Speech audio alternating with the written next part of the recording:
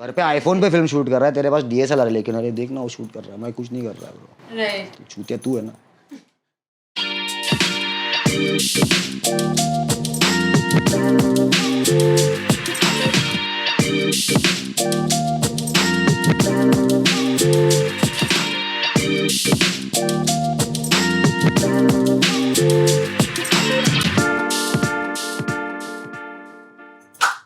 Action.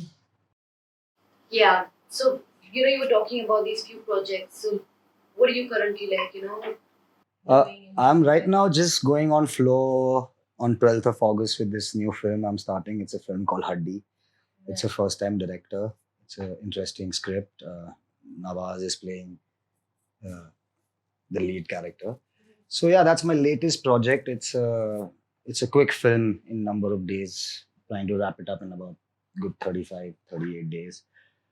So that's my next project. I finished a film called Yudra in April, which will be due release Right. Yeah. sometime next year. We do not know right now because it's quite a heavy on post film, so they need a lot of time on post.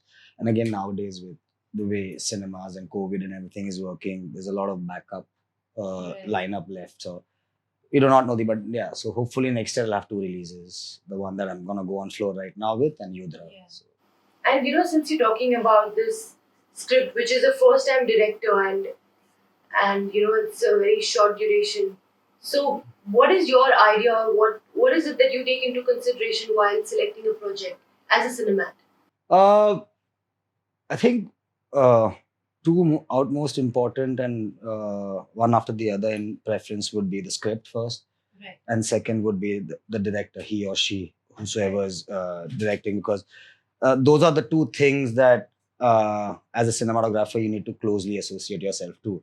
Right. One is the script because that's what you're going to recreate Right. visually and add all of that it requires from letters to visuals. Right. And second, the director, because that's the person you're going to collaborate and that's the person's vision that you need to kind of understand and take it to a next level, and then get more collaborators into the art form, and all of us kind of collaborate and take the particular director's vision to a higher level of art form, or a product that fulfills the intent of the director and the script to convey the story in whatever way it needs to be. Right. And since you're talking about also the director relationship and between between the cinemats and the director, but how important do you think is also actor and cinemat relationship? That is very important as well. Though that relationship comes into play quite bit later into the scene. That is your post, your prep, and once you finally get onto the floor. But being said that, it is also very an important relationship because technically, cinematographers are the closest to the actors in terms of proximity. Right. Generally, the director is sitting about 15, 20, 30 feet or whatever at a particular distance from the actors. Right. We are in the closest proximity. So that communication is very important because there are a lot many times that you might want an actor to perform again because of some technical glitch or for something that you might want to recorrect or whatever. Right. So and sometimes actor might not want to because they might feel they've got their last. So that relationship also, and to also kind of help the actor, because there's sometimes while you're seeing, you sense something that the actor was trying to but is not, and also they also kind of feed off you, and it's because those energies are so close, as cinematographers you do get affected because uh, when you're working with some brilliant actors doing some intense scenes, those energies are so heavy that you kind of absorb off it, and a lot of things that are happening and we are recreating, they are basically emotions, and those emotions we all have experience in our life. So something would trigger you and will happen. Like for me, I have broken down on camera several times, a couple of times while shooting a scene, and the actor's broken down, and it's just very intense, and it just you can't help but that's also the whole fun of the beauty of cinema, and also the thrill and the adventure that this is what you can do through just and that's what you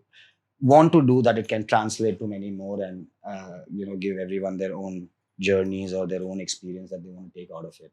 So I think it's very very important, that relationship, because you both can help enhance each other, work with each other, and just make a better product, and also support. Support.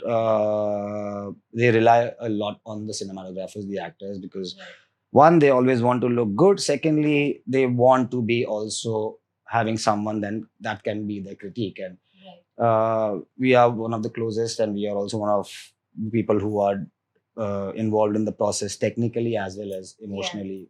So yeah, I think that relationship is very important. If you have a great relationship, it will show on camera. It also makes your work simpler. Sometimes you want an actor to hit a particular mark or probably do something that forward yourself. If you have that relationship, you can convey. And sometimes it's difficult. Sometimes you work with actors which were not. Coming to that. You adjust. Because at the end of the day, uh, as a cinematographer, you also have to understand that whatever you do or don't do, eventually it's the actor who people are going to see. That the person, he, she, who's acting in front of the camera is emoting and doing. So people are watching and feeling through that. So a little bit of here and there, you have to let go. You can't be so egoistic and always holding on to things. So it's all about give and take. Sometimes you let go. Sometimes when you want certain things, you put your foot down. But I think that all comes with the experience and with more and more work you do. You learn on the job. Yeah. But you're talking about this let go thing. I think this let go incident can only be possible with actors. I don't think it's possible with directors. Like with a director, you need to have a strong relationship. Yeah, and also, sometimes there are a lot of times situations which are not because of an actor or a director or a production. There are a lot of circumstances that uh, could go wrong. There are a lot of things because this every day is a combination of so many brains and logistics involved, and everyone. There's so many things involved, so anything could fall apart.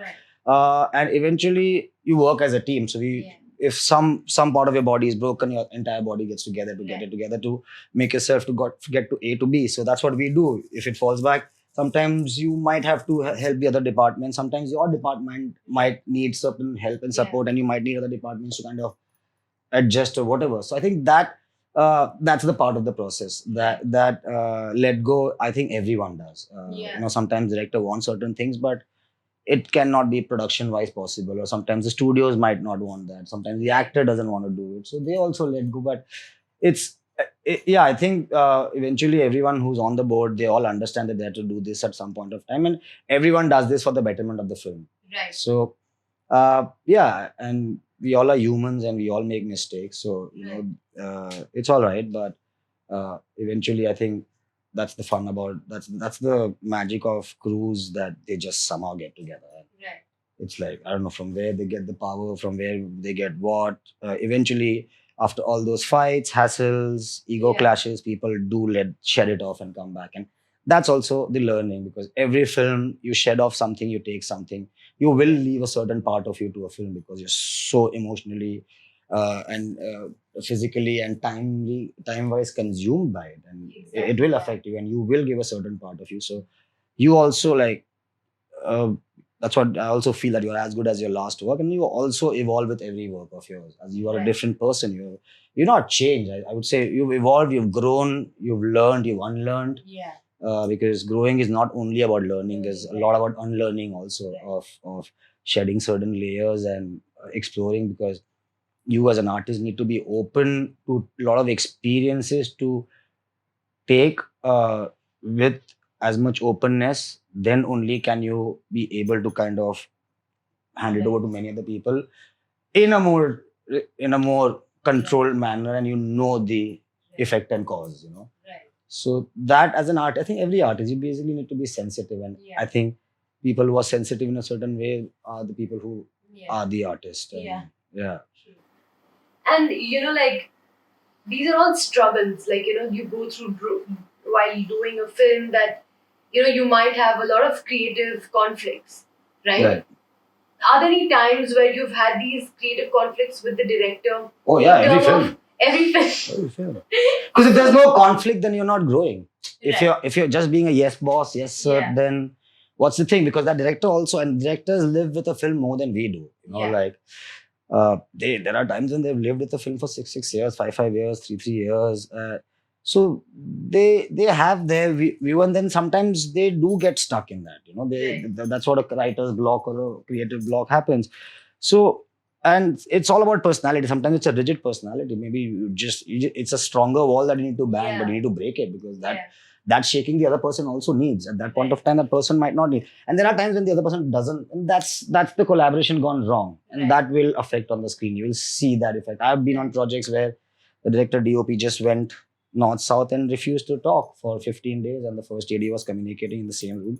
But then it was affecting the entire process. Eventually, when you see, the audiences might not see, but you as a filmmaker will like why did I hold on to my ego? And then, but yeah, in the next film, you're not going to do that. So again, as I said, you're learning, you're always evolving as a person, but conflicts are necessary, arguments are necessary. You have to agree to disagree because we are creating, and a lot of times what you've prepped in the room when you come on set is very different because then the other logistics are involved, actors are in the character, they're doing something just naturally happy, accidents happen, something just happens which you have never planned. So you need to adjust. So those conflicts are sometimes to kind of, and sometimes, and also, there are, you have to be also very careful because sometimes you end up doing these conflicts because of your ego also. This all happens a lot in long format projects when after 30 days, 40 days, your body is exhausted, your mind is exhausted. We all work, we go back home, we have our own families, we have our own problems, we all have our own stresses. So sometimes we tend to take them with us and then it overtakes the work, or sometimes it's just someone had done something which you might have not retaliated to, but it just comes up. Yeah, subconsciously you are like, ab dikhata hu main. Ki mere paas power hai. Like sometimes I also tell my ADs, I'm like, don't fuck with me because I can throw off your shit. एक घंटा camera नहीं चलेगा. अभी मैं technical glitch बोल दूंगा तो हो गया टेक्निकल. I'm like, मेरे पास 40 लड़के, मैं अभी दिन को रात बोलूंगा तो वो रात बोलेंगे. And then then I realize it's my ego's coming in. So but that happens, because you are tired, you're exhausted, your mind gets exhausted because so all of these things happen in the crew. But then I think everyone unlearns. Sometimes some scenes get affected. In my every film I've faced where my ego has come in and I've probably taken that ego-driven call, and then I'm like, there are chances that I've got chances to get corrected. I have. There are no chances that I can't correct it. You regret, but then you learn. So then you're more conscious. Now I'm more conscious about that. कि अगर होता है तो जाने दो. But again, it will happen, and you need to learn to overcome and be aware that what is the cause. If it's a creative cause, I think you need to go for it. If it's coming from somewhere, from a different reason, not for the film, then you just need to learn. And that again, I think all of these, it's basically living life, like how we learn with life. More experiences in life you have, more you learn to sail better. It's just like that. More you work, more experiences you will have, and every experience will take something, give something, and you'll keep kind of evolving. And it's okay to make the same mistakes again also in life and at your work. It's okay. Sometimes people take it too seriously. I feel it's all about, it needs to come from the heart. And so I feel like, while you were talking about these conflicts and, sometimes it's the ego, and you're talking about, sometimes there are family issues, you have your own personal reasons for the frustration to come out, and you're physically exhausted, you're mentally exhausted. So, and plus it's not a day thing. It's a consecutive thing. It's for 30 days, sometimes 60, 70, 80. It doesn't matter. It depends on the project. So how do you manage it? How do you basically, balance everything out and be fresh to work that? It's not easy. Balance. I can't find balance in my life. I've been trying to do that, but again, it's first of all, it is a very exhausting profession. Any field. Could it be camera department? Could it be costume? Could it be makeup? Could it be direction? Could it be production? It is a very physically, mentally, emotionally grueling process. When you start, when at a young age, when you're starting, you're not from Bombay, you can't afford rent, so you're living in somewhere far off. You're not gonna get paid highly. You're gonna be told all day long for 12 hours कि तेरे से कुछ नहीं होगा. तेरा कुछ नहीं होने वाला है. So every day after pack up, you go sit in a corner, can't even afford to buy a beer, so just saying, okay, what have I done? What is my life? Sleep, wake up, you keep doing that, and it happens. It happens to us even today, because it is exhausting. It's just that I do not know how even if I still have a process of finding the balance. As I said, I'm growing with every film, so you just need to be aware that you have to be very conscious that And again, it's not easy to be 12 hours a DP or suddenly cut off, go home and be suddenly a son and all. Yeah. Like, so you have to practice, take care of yourself, give time to yourself. Because this profession is also that once you are someone who's getting work, it can like just become an habit of picking work, and you just can Yeah. just keep doing anything, and then Yeah. suddenly feel one fine day कि क्या कर रहा हूँ मैं? You feel that. So recently I took a break and went for a week, but was on 40 days on the island, and that's when I realized that you need to slow down. Right. Be aware, live yourself also, enjoy, take other experiences, because till the time you don't fuel yourself, Right. you don't want to burn out yourself very, very soon. So yeah, space yourself, live life, take as many other experiences, because anything and everything you do is eventually going to be helping you in this profession. Right. Because cinema is all about celebrating life. Right. We're still not yet making stories about machine. Even if it's about machines, it's still about life, saying कि hi, machines हमारी life ले रहे हैं. Right. So we are still celebrating emotion. So I think it's good to kind of expand yourself, travel, see more art. Right. It's okay to be unhappy, to be sad also. Like, there's so much of pressure on everyone to be constantly be happy. And yeah, I feel just, yeah, don't take it, don't be so harsh on yourself, don't take it too seriously. It's also a life. Certain things will happen with time, and you gotta give in time. It's all you have to do is give in your best. Even if you fail, love yourself. Yeah, it's okay. You fail today, you fail, maybe you'll fail again. People fail at any given point of time. Right. But that fear, like the pressure of success and pressure of performing is way too much, I feel. So that's why it's just too much serious. And I think people need to take it easy, and feel more, and and learn, and yeah, all of these things will happen. You will break down even after you have all the success. You will still feel lonely. You will still feel you're not doing the right work. But that's what we are. You're an artist. I think constantly having all these emotions, see what it makes you feel. See, something will come out of it. Yeah. So yeah, it's an exhausting process, I would say. The balance, I don't know. Everyone has their own process. Everyone has their own life. Right. And you'll find it. And but yeah, you got to also learn to take stress and learn to also detach from the stress, because it can, and it is physically harming as well, because you have long hours, irregular sleep, irregular food patterns, chai, cigarettes, for cigarettes, people who smoke, no sleep, extreme stress. Yeah. Because it's big money you're dealing with, man. Imagine it is. So yeah, just prepare yourself. Yeah, keep yourself fit. Give yourself good time as well. I think protect yourself as well, because it's all about giving. This will take a lot, so you need to give yourself. So I think that would be a good balance to. Again, but that you don't have an option when at a young age you're starting. Right. So for then you just have to just be strong headed. Fall, get bruised. It's okay. Nothing that kills you makes you stronger. That's what they say, and that's what I also try to believe in. So keep at it, and there will be one time, and that when that time comes, you need to just be aware, like how to kind of slow down, and what is that you want to do. Also with the art form, like what is that you personally want to do? Why are you doing this? You need to answer that also. And yeah, if you want to make money, go make money. If you want a Q7, go for the Q7. You want to do certain things for society. Even this filmmaking, as a whatever part of it, you can do that also. You want to do charity, you can do charity. You want to do education. So it depends on what you want to do. And I think then people need to have their own journeys. But yeah, you need to be well prepared that it's not easy. And it's not easy. It's not easy. Right. It's not easy. And since you're talking about starting the journey and everything, and I want to know, how did you start? Like, I don't think as kids we were ever exposed as, there's something called as a cinematographer. So how did you land into it? I grew up in Baroda Are you a Gujarati? Yeah, I'm Gujarati. Yeah. Give me a high five. So I grew up in Baroda, and I grew up in a very normal middle class family. My dad's an engineer, mom was a homemaker, and yeah, I think as a kid the only thing I've seen is Mahabharat on Sundays and like that, like Doordarshan and all. This I'm talking about, I don't know, when I got brains, maybe by 10 years, that I've started understanding 93.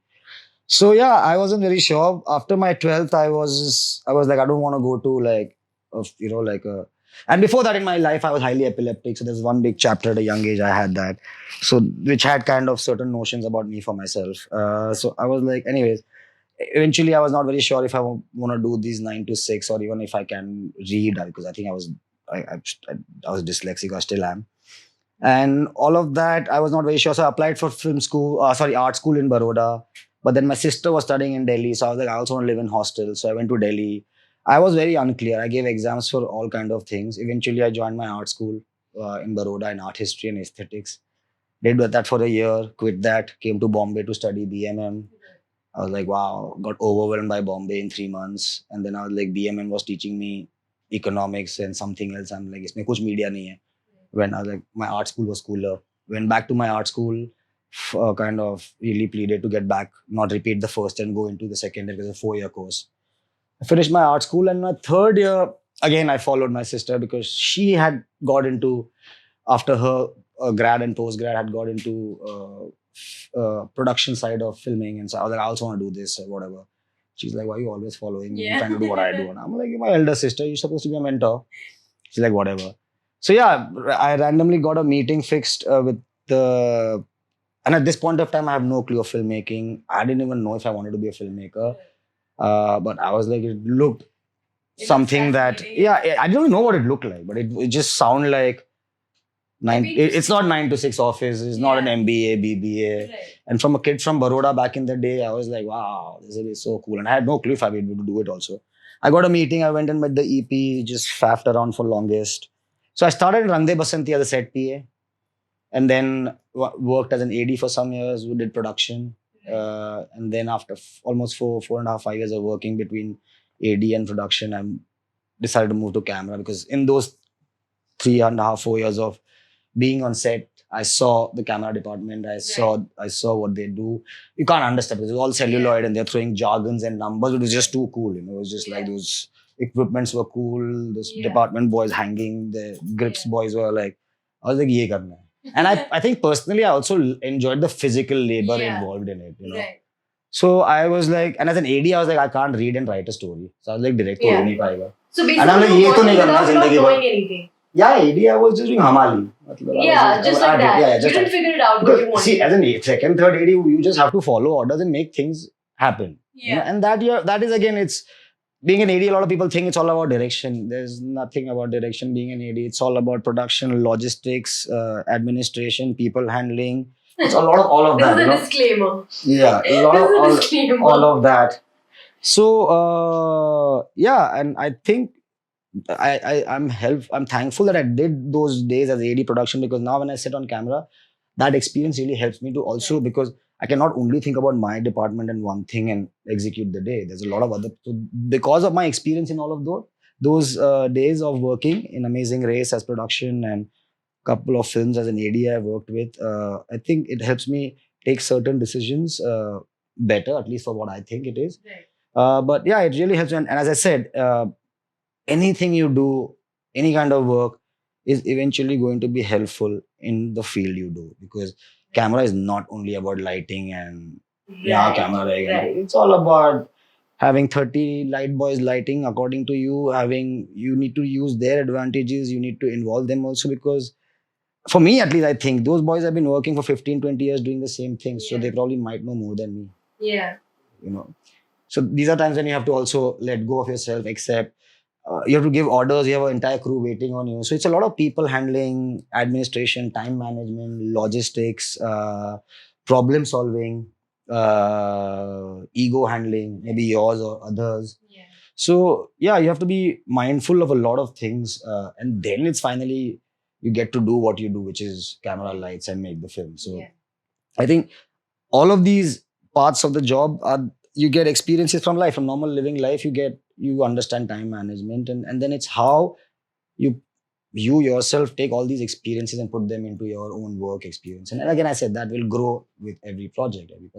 But everything around in your life, which people really think that is not making them a filmmaker, is the real stuff that's going to make you a filmmaker. So just being constantly aware. So you as an artist, I think that's what we have to be sensitive to everything and be watching, hearing everything because you never know what's gonna 10 years later be a thing, So Yeah, that's how. So after all of that, I got into camera, and then it's just been project after project. How did you land on your feature, like your first feature?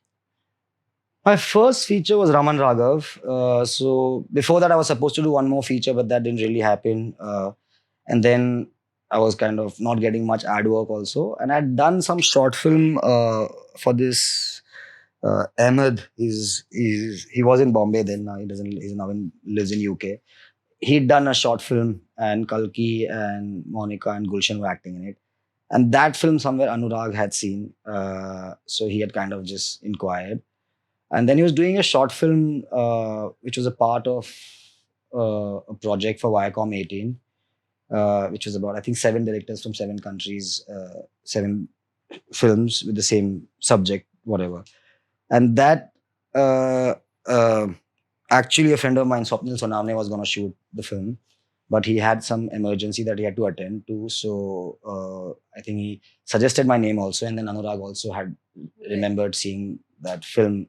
So I shot that short film for him, clean shaven. And at that point of time, we had brief conversation, and he's like, "Have you shot a feature yet?" And I'm like, "No, I'm dying to." And that was then, and that was that. And then, yeah, one fine day, luckily at that point of time, I still live in Warsaw, and I used to work out in this CrossFit studio where Anurag used to come. So our batches were like, he was 7 to 8, I was 8 to 9. So he was moving out, I was going in. I was like, "Kaise ho, sir?" Like, "Kaise?" And then he's like, "Kya kar raha hai iske baad?" I'm like, "Kuch nahi, ghar ja raha hu." He's like, "Come home." I was like, "Okay." So I was like, workouts. I was like, "I skip karke aata hu workout." He's like, "Did karke aa." Went home, and that's when I went home and I met him, and he's like, "Listen, तूने feature shoot किया?" I'm like, "नहीं." He's like, "करेगा." He's like, "हाँ." He's like, "I've written this film and I want to shoot this in 20 days. And there's no money involved and no one's gonna see this film. This is for me." And I was like, "Okay." And yeah, so that's how then that's how Raman Raghav happened. Then Raman Raghav got stalled because we didn't have Nawaz's date because of Bajrangi Bhaijaan had blanket blocked him. Then luckily something happened to that project. They got open, so we got like 20 days. So yeah, we shot that film in 21 days. Right. Yeah, so yeah, that just happened because I'd shot the short film with Anurag and he liked my work, and then he offered me that first film. So yeah, and seeing Raman Raghav, it's such intense cinema, to be honest. Like when it comes to lighting and everything, how did you manage that with it being your first feature? Like, what was honestly like going on in your head? I was freaked out because first I was overwhelmed with Anurag Kashyap as a personality, and plus, every young filmmakers, like when you see Anurag Kashyap, they're like, Yeah. "एक दिन करना है उसके ऊपर." So I was like, wow. तो मैं तो कुछ बोल ही नहीं पाता था उनको, वो जो बोलते थे मैं खाली सुनता रहता था. And to be honest, while we were wrecking and all, and while we were in the prep time, which was very small because we had to immediately go on floor in like literally a week's time from the time that we got the green light from Nawaz's date. And I asked sir, I'm like, "Is there any visual referencing? Is there any referencing or whatever?" He's like, "नहीं, तू देख ले." I'm like, "मैं देख लूँ मतलब?" I'm like, "बत कुछ तो बता दो, give me some direction to go to." I'm like, "Sir, this is my first feature also." So he's like, "Have you seen Seven?" I said, "Yeah." He's like, "I like the contrast." I'm like, "Okay, I got it." And then he's like, then one day we were wrecking, and he's like, "In my film, no more than the visuals, people should be able to smell the area or whatever the place, like the location or the wherever. I want aromas to happen in this film." And I was like, "Yeah." I'm like, damn. I looked at my assistant and I'm like, "भाई समझ आया तेरे को कुछ?" He's like, "Sir, aroma क्या होता है?" I'm like, "रहने दे भाई तू." I'm like, done. So no, that was his brief, and when we started wrecking and all, I realized that location had just so much to give, and I didn't have time to lie, I didn't have the budget, but I wanted to prove myself. So I literally have gone to every location, seeing what the location has given me, and just kind of enhanced it. We've not used big lights. We've gone really on the go. We've shot in Topson because Anurag is like, "I love that thing." I was like, "I love it as well. I liked it." So I think that film, I just went instinctively. I wanted to do stuff. So, and again, we didn't have resources. We worked with tube lights and bulbs and just poly holders, or in those slums we have gone, we've taken their lights and stuff and all of that. So I think it was a very honest and a very genuine. We didn't. I didn't really think. I was just getting to do. I was very happy, and plus, on every day I used to go on set and we don't have much time. Every day we're doing a lot of scenes. So you didn't really have much time to think of that. I was looking into the camera, I was liking it, I was playing, I was experimenting. That was a film I shot on Red. At that time, the Reds also had just come, so we didn't even know the post flow kya hai. So I literally went by my gut feeling, and as much as I felt at that point of time, I could have done. And under Anurag's guidance, and I used to keep going to, because he never used to say anything about camera. So I was like, sir, me kuch pasand hai to bata do. He's like, if I'm not liking, you'll hear my voice. Till the time you're not hearing my voice, it's all good. And yeah, the script itself was amazing. And then day one we shot of that film was that monologue scene of Nawaz Bhai. So when I saw him the day one, I was like, dude, in this film, do nothing. Make sure you give enough space for this guy to perform.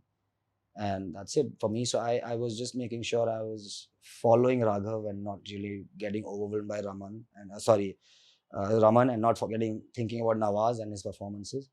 And with whatever little resources I had and a great team I had was backing me. I think, yeah, so that was a very genuine and honest. Yeah, we did what we had and what we thought at that point of the time was the best. Yeah. Right. And so, like, even when it comes to Gully Boy, you've shot at an actual location. Like, it's a live location where you've shot. So what do you prefer as a cinemat, and like, what do you prefer as a cinemat? Do you prefer build-up sets? Does it become much easier over there, or do you like live sets where you have to live? I think it depends. It depends on what the story needs. Like, but I would generally like to do a real location because one, it is real. Secondly, I whatever the location restriction it gives me, it kind of helps me to push myself to think the other way. And also, it is the location, so what it gives me, I try and work around it. And use those restrictions to your advantage for probably thinking what you have not thought. But then if you're doing a set that needs action and all of that, then you need a set. But if it's a house or a scene, and I don't want removable walls. So in Gully Boy also, while Suzanne, who was my production designer, while they were recreating the whatever that 8500 slum set,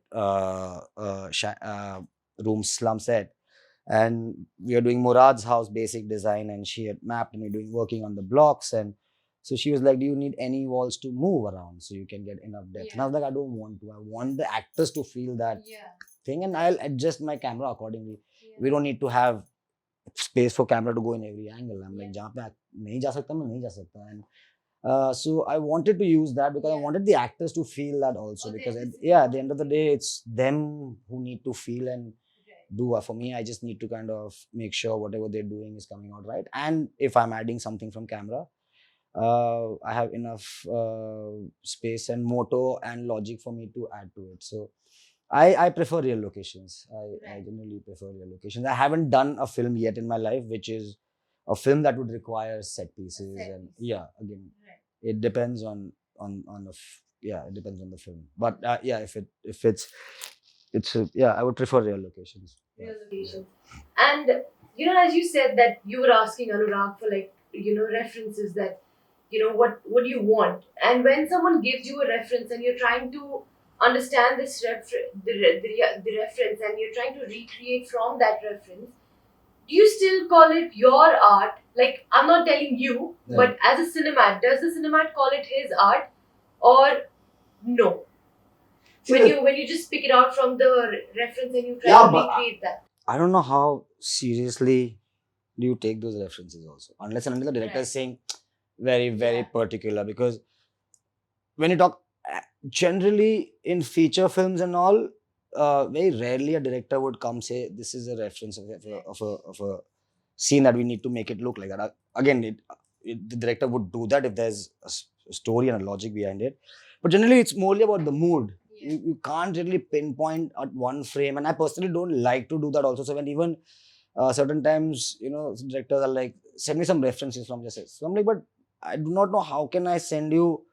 I'll take any frames from any Roger Deakins film and I'll send it to you, and I'll be like, aisa film dikhega apna. So that it doesn't make sense. So I would rather, for me, my process is to references to understand not only visual, it's to understand the director, talk to them. So like how Anurag was out of Aroma. So I was like, didn't understand. But then while we were wrecking, every left turn I took, there was a different aroma. मरे हुए चूहे की, या there was a chicken का मसाले का भपका आ रहा था किसी some lady was making in those shanty slums we and I was like, okay, now I'm not understanding. Like that flavor we wanted to get. So for referencing for me, it depends. When directors give me visual reference, I take it. Maybe they are sometimes showing lensing, they're sometimes showing mood in terms of contrast, and because not every director is technically sound, and they don't need to. Sometimes directors are someone who are writers and they are into more into the performance and the emotion and that's why they've hired a cinematographer to help them design. Otherwise, if they knew everything, वही कर लेते हैं. That's why we have directors and DOPs, So I feel, when they give you references, you take it, but it's never gonna be like that because, unless and until you're saying you're remaking Emily and then the director's giving an Emily reference, and I'll be like, yeah, of course it has to look like that. Like, for example, when 24 we shot Me and Tane season 1. So it was a remake of Indian version of a show that's already developed. So we had to study the way it was shot. We spoke to the DP there. We adapted the style. And we had to do it because that's how the show is. You certainly can't shoot 24 in a very different format and it is a brand. So we had to study the way it was shot, the camera movements, the coverage that is going to go into 4 split boxes. So how do we frame? What kind of camera movements, how are we doing the car projection, because that was the first time anyone in India also shot interior doors with car projection, because we had so many cars seen that it was logistically not possible to do them on the roads because it was just not possible. So all of that. So then those kind of referencing, then you have to adapt. Then, for example, when you're doing clash for a particular film where the DP, for example, I've shot a film right now, but I'm going on to my next film, but there's one song of a film left and some other DP shooting it. So he has to study my film and my language, and that's his referencing. And then he has to kind of come into that school. So those skill set, then their skill set comes in as a cinematographer to understand and to recreate and replicate. And there you are replicating, and that is okay. It's someone else's art. Like, I would still take references from Roger Deakins' film and try and do. For me, I would say tribute. If someone says copying, I'll be okay. I can never copy Roger Deakins because this is one thing. Camera is one thing that even if I give my same lighting plan with map, same setup, everything, you'll still look different from what you do and what I do. Because it's all about eventually that final little jo andar se bahar se dimag jo bhi, I don't know. And and that's what makes you a cinematographer and an artist, is that you putting that personal touch. I'm not too short wide, OTS to har koi kar sakta hai. So I think. And so I think I was watching Gully Boy recently, and you have this certain mindset and you have this certain reference, like as a Bollywood cinema that you have in front of you. The image of a hero has always been projected in a certain way. Like, it's as if he's actually the hero of India. It's shown in that way, in such a grand scale. Like, if you take KGF for that example, that he's shown in such a way that you feel like, wow, there's someone that's walking towards you, and you feel like he's actually God, or he's the emperor of everything. But in Gully Boy, that was not the case. It was different. It was quite different, and yet people were amazed by the entrance of an hero. It was not the introduction of a hero, but it kind of looked like it was an introduction of a scene. So how was that choreography that happened in Gully Boy, and why was it different over there? So I think in the initial stage when me and Zoya started discussing the film and look and feel, and so we both agreed and came to this same point that at any given point of time, this film could not look made up or forced. And with the likes of Ranveer and Alia, and with the kind of what they come as Ranveer and Alia, with the kind of credibility they have and the kind of base they have and the kind of who they are as personalities. So we were that was our work to make sure that it's a very thin line of real and unreal or whatever. So we had to de-glam it. And again, Zoya is very particular about her look and feel, and she does a lot of research about the way the film needs to look and where it comes from, every character's backstory. So yeah, we decided that it needs to look as real as possible. So at any given point of time, for me, Ranveer was never Ranveer, it was Murad. Yeah. Alia for me wasn't Alia, it was Safina. And we kind of kept that in our mind as a conscious thing. And other than that, I think the whole crew of that film was just so amazing that everyone did their job so right. Like the production design of Suzanne. Yeah, when the actors Murad and all these guys came in costumes and those kind of setups, they all were not, none of them were themselves. So I think we just went with the flow. And that opening scene, while we were wrecking, it was initially written differently, and we were wrecking the location and it was not getting. So I wasn't getting that particular setup that she had written. And while we were wrecking one of those nights outside Asiatic, and Zoya's like, "What if we change the opening and what if we start with how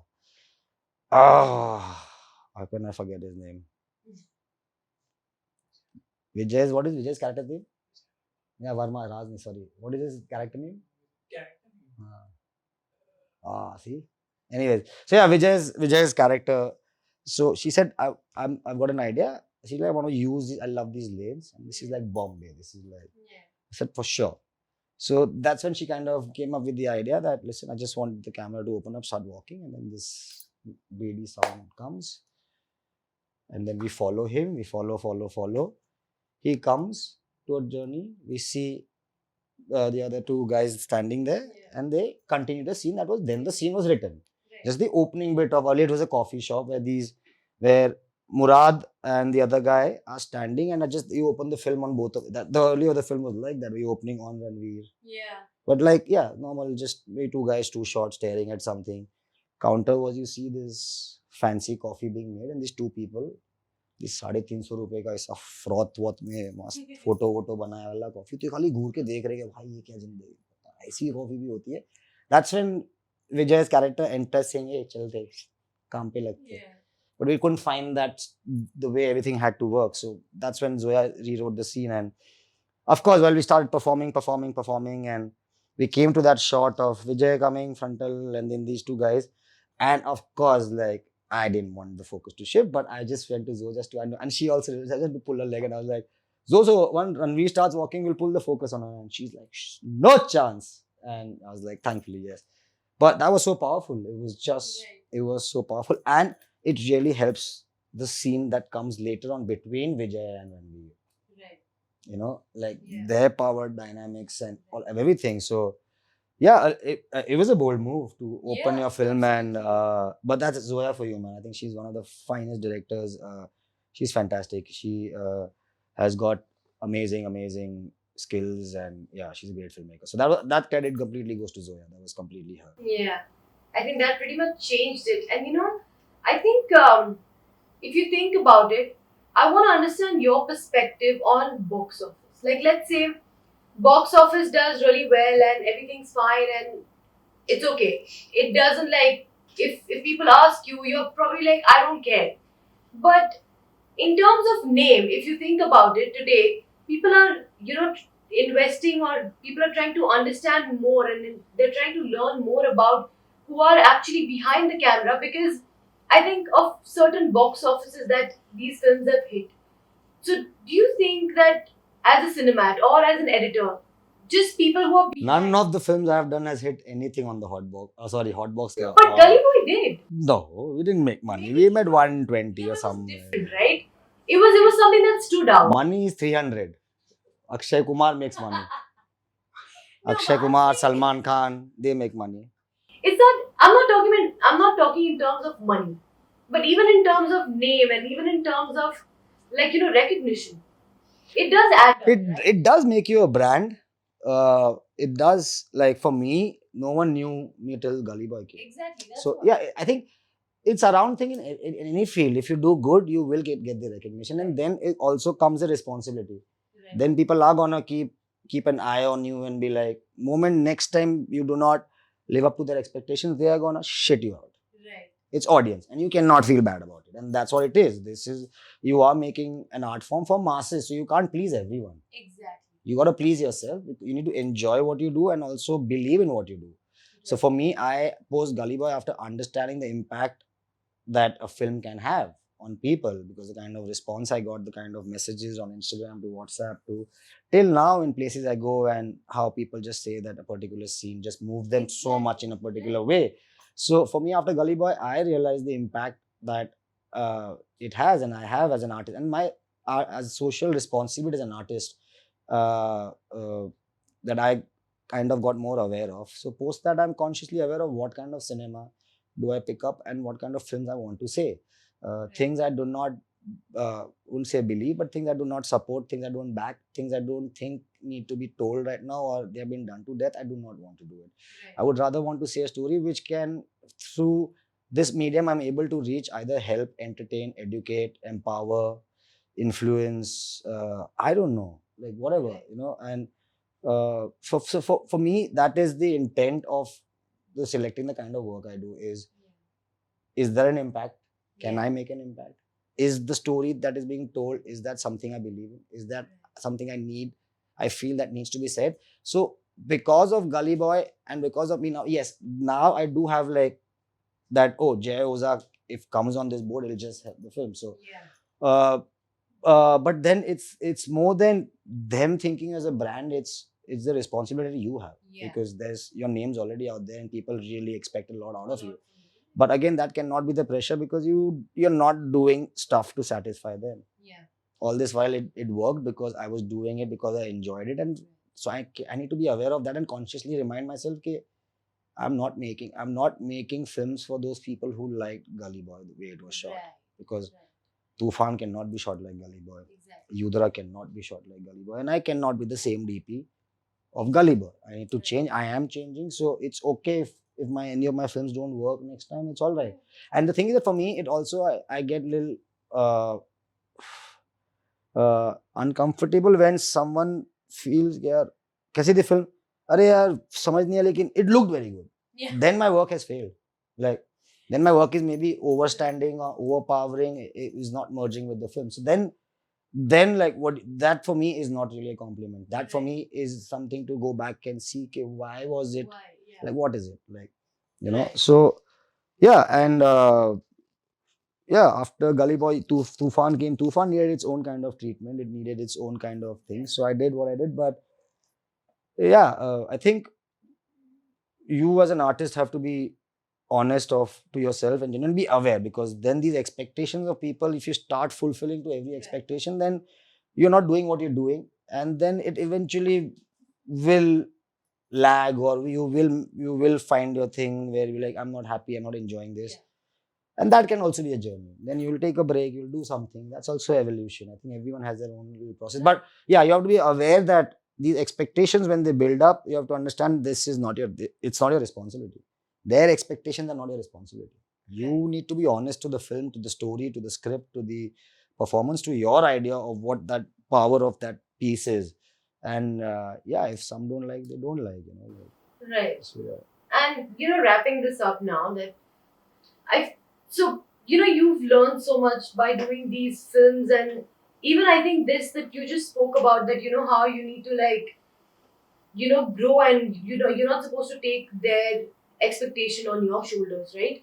So what are these three principles you as a cinemat that you have, like it professionally, that makes you a good cinemat? What are these three principles or morals that you have, that you want to tell others to also have, which is actually going to help them? First thing, I kind of try consciously not thinking about me being good or how good. Or there's one very great advice a friend of mine, Vishwesh, also the director of Duelist season 1, Bring on the Night, my first fiction show with him.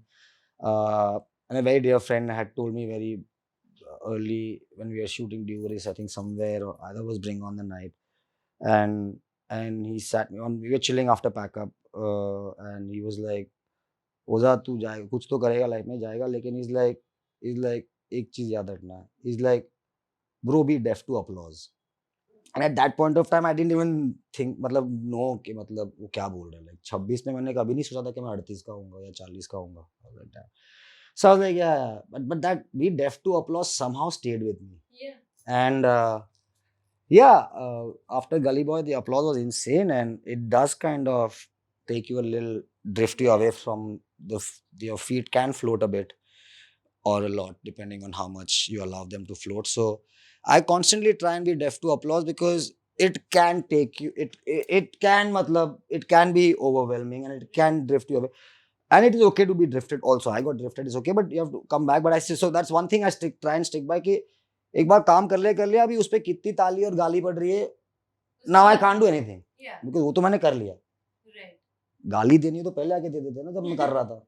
देखने के बाद गाली दे रहे, ताली नहीं बजी ठीक है, बजी नहीं बजी it's okay, but also acknowledge because you're seeing people clap, so acknowledge, but don't let that. So what I try to consciously do to every project of mine, and I'm learning after Gully Boy, after Tufan, to Yudra, to now doing a different kind of a project with much smaller budget.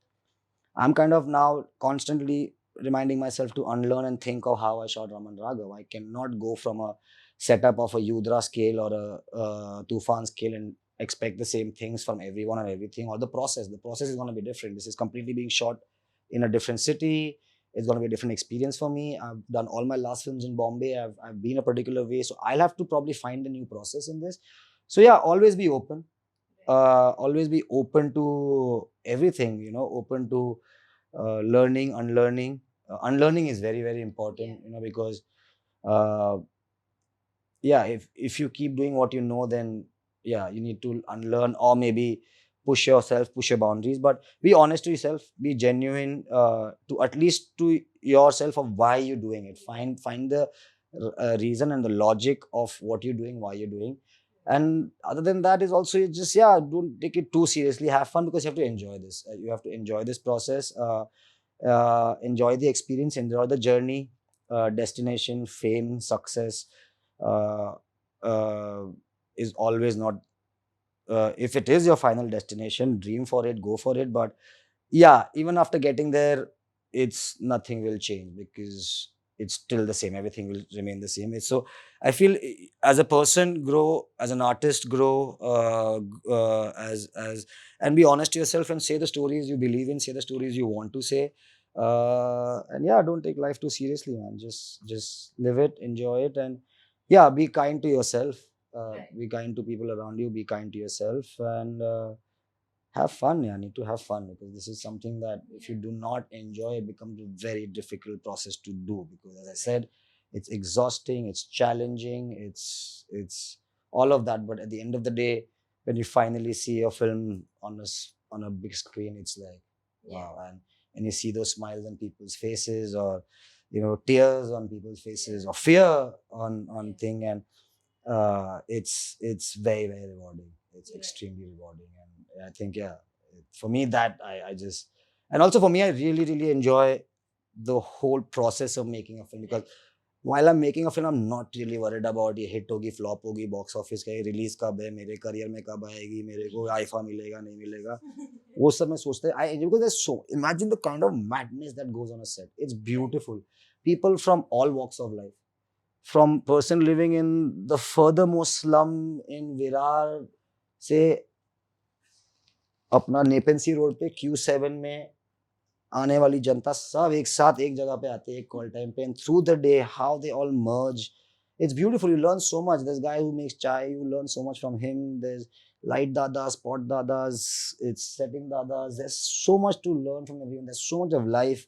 There's so much of experience. There's so much of wisdom. So that whole family that you make is beautiful and it's a great experience. So for me, I enjoy that.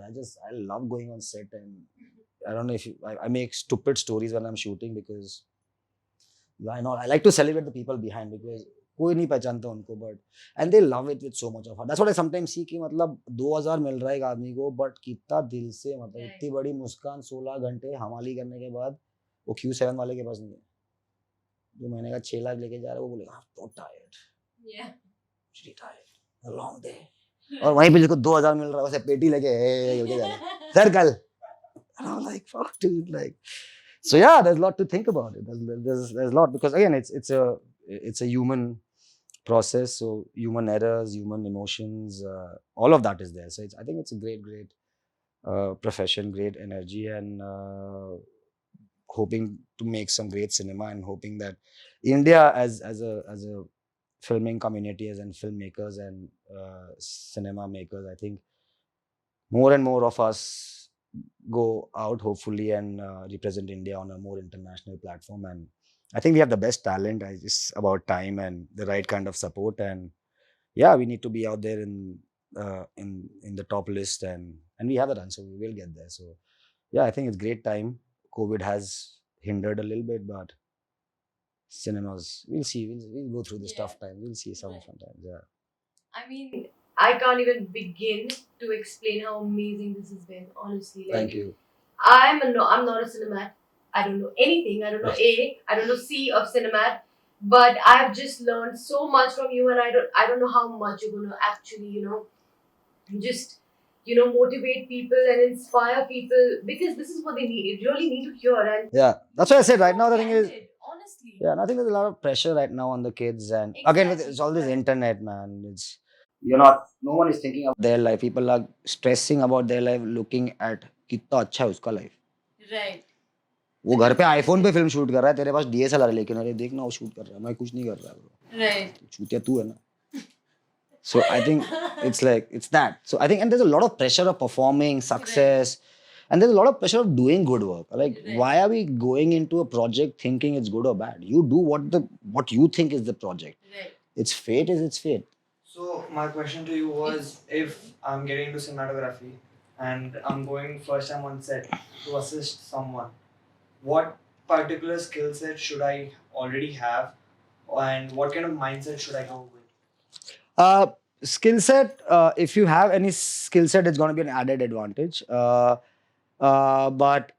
mindset should be that, yeah, you should be open to whatever will happen, good, bad, ugly. Ugly won't happen, bad won't happen, but you might feel it's bad and ugly. But mindset, you have to go with complete open mind, because also it gets overwhelming when you're going for a set for the first time, at least in camera department, because there's so much happening. Just observe. You don't have to immediately jump into the process. A lot of times, it's all about watching, pressing, and helping. Just follow what's happening. If someone needs help, be in every position in every situation. Because eventually, what we deep is also we are just watching what kind of patience, resilience, observation, intent you have. So yeah, go out there, observe what is happening. If you already are getting into a team, make sure what is your profile or your immediate senior, that is your second AC, first AC. Speak to them. Be a part of a team. Always be a team member. When you go new, there will be times when they are just for fun ragging you. They will be just taking a trip, but they're just testing what kind of a team player you are. So just have fun. When I say if someone's being rude to you, you don't have to take it. But there are some times when people are under pressure and they say things that they don't mean, but they're not even telling you, they're telling someone else, but it comes to you.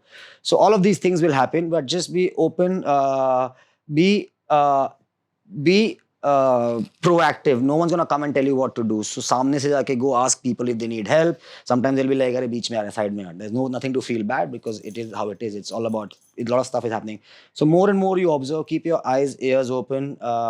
Talk to as many people as you can. As I said, those light boys sitting in on the payties, they might just look like they don't know nothing, but they've been doing this for 25 years and they know a lot. So talk to as many people, work in any department. Could it be grips, or even when grips are doing, see what they're doing, understand the process, do the groundwork. I tell a lot of my assistants, do unloading and loading with the light boys of the truck. Pick up those cables. They are bloody heavy. Do all of that work, because eventually when you become a DP, you want to ask people to do it. So you need to know what all goes into it before you manage them, or how either you're managing time against time, or what you're doing, or what is the kind of effort that they are putting. So try and get your hands dirty, do everything that comes to you. No work is small, and have fun, enjoy, keep your ears, eyes open, talk to any and everyone. And if you feel that you're not understanding, you're in the right place, because the first day you're not going to understand. So give yourself, as I said, then that's when give yourself, be self kind to yourself, give yourself time. You will learn, and be consistent, and hard work is must, and that is, everyone is watching. They don't need to watch you. They'll know. The word spreads like fire on set. So do your hard work, do your bit right, and in no time you'll get the recognition you require for sure. Genuinely, Jay, really thank you so much for being so candid with all of us and giving us such honest answers, because trust me, they were honest. And I could feel it that I they hope were so. honest. And it's just, I feel like you have no idea how much it's going to help, everyone, how much it's going to motivate people, it's going to inspire people, and they're going to actually know the real truth behind it, which is the most important thing. And our whole idea behind doing all of this. Right. So thank you so much for doing that. I mean, I think it was fabulous. My pleasure. Thank you so much Thank for you having so me. much. Thank you so much. So much.